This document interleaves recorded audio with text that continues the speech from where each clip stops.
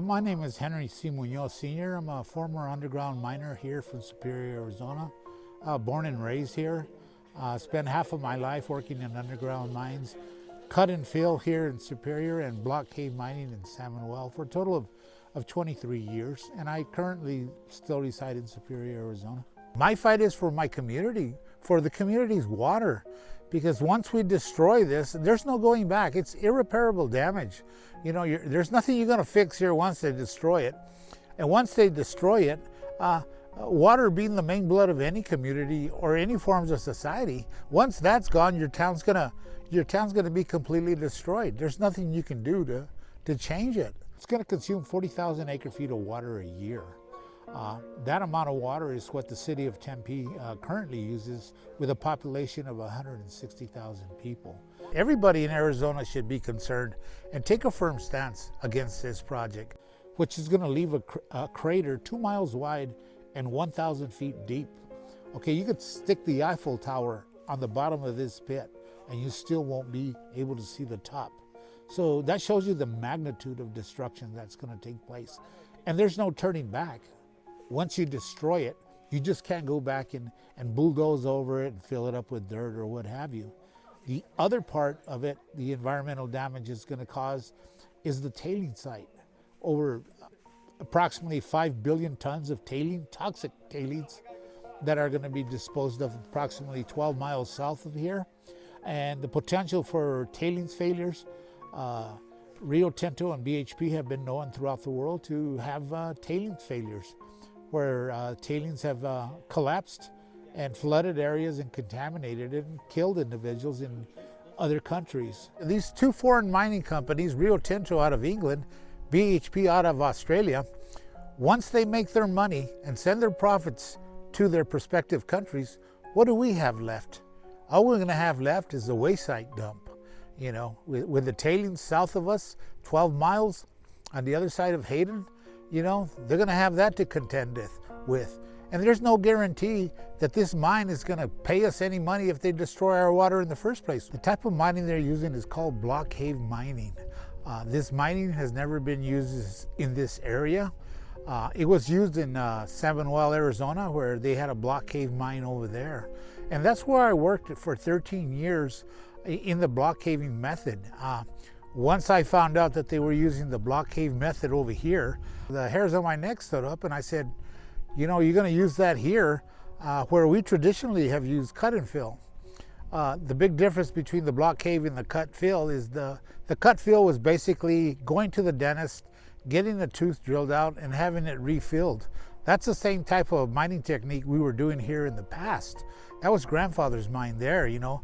But now with block cave, basically what you end up is with a funnel, a crater, 2 miles wide and 1,000 feet deep. The sad thing is that this block cave mining is going to destroy both our deep ground and our shallow ground aquifers. That came out in the FEIS, the study, the 4 to 6 year study that was conducted by the U.S. Forest Service at a cost of $4 million. What's ironic is that Resolution Copper paid for that report.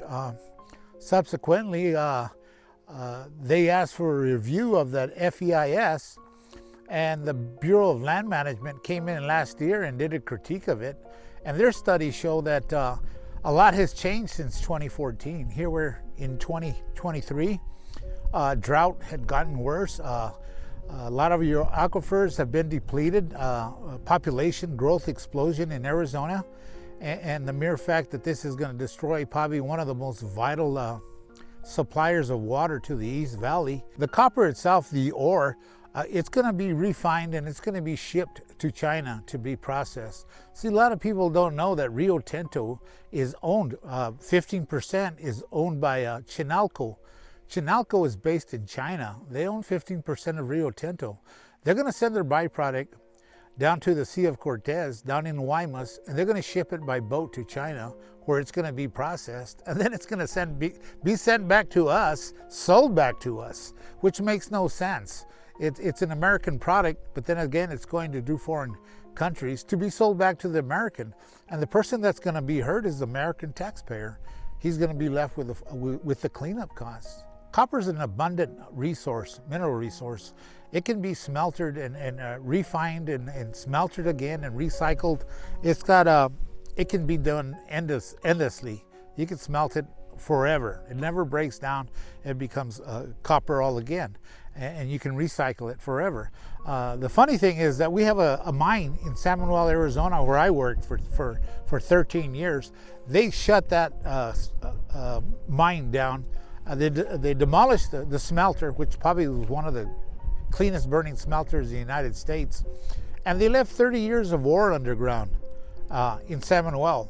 Why don't they go over there and open up that mine? That mine lost 3,300 people just with a blink of an eye. The town's totally economically depressed.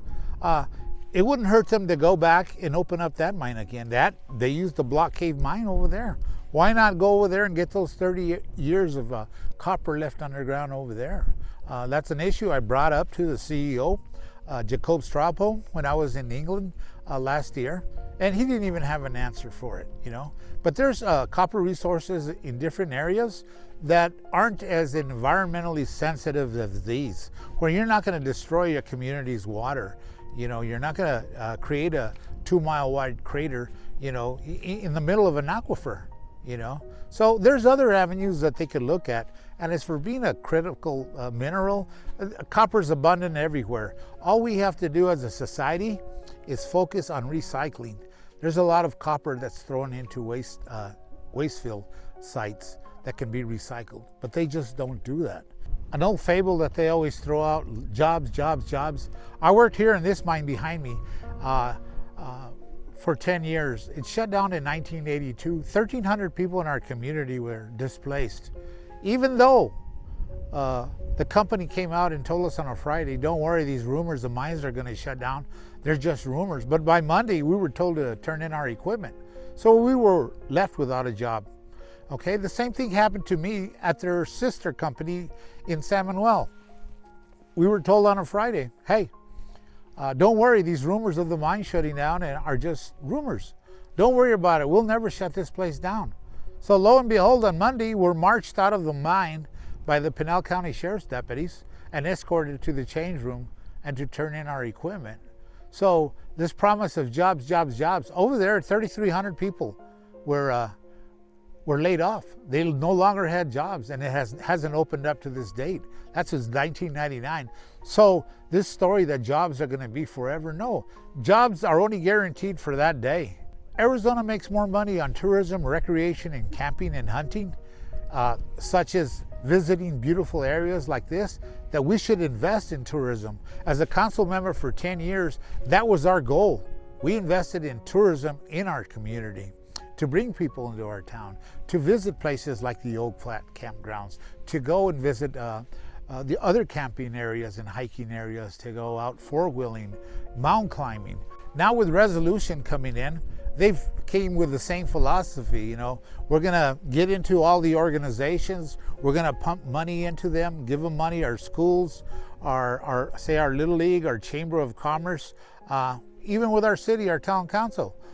They entered into agreement with the city approximately 2 years ago, where the town was looking at a purchase the old high school and use it as a multi-generational center. The cost of the old high school, it had some improvements done by a private resident, and it was selling for the tune of $4 million. Well, the town secures $2 million of federal CDBG grants, and Resolution Copper tells the town, hey, we'll give you the other $2 million on one condition, that you do not annex any of our town properties. And if you do, then you have to pay us back those $2 million. It's in the government to resolution contract agreement. So basically, they're not giving us $2 million.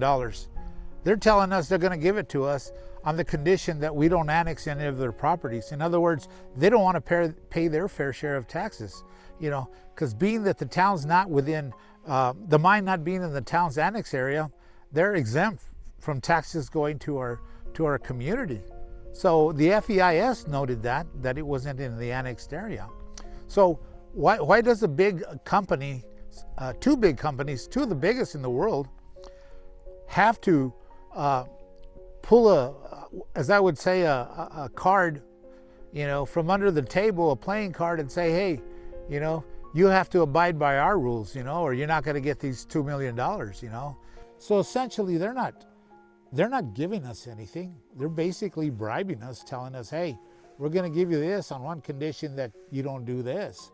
So the economic boom to the town is not in mining.